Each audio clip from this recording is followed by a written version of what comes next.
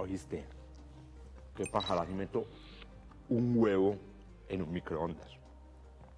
Y una uva. ¿Será peligroso? No tiene ciencia. ¿Ustedes qué piensan? ¿Por qué no se puede cocinar un huevo en un horno microondas? Sí, sí se puede. Se cocen, pero o sea, se quedan ahí, pero no se cocinan. Vuelve. Eso no tiene ciencia.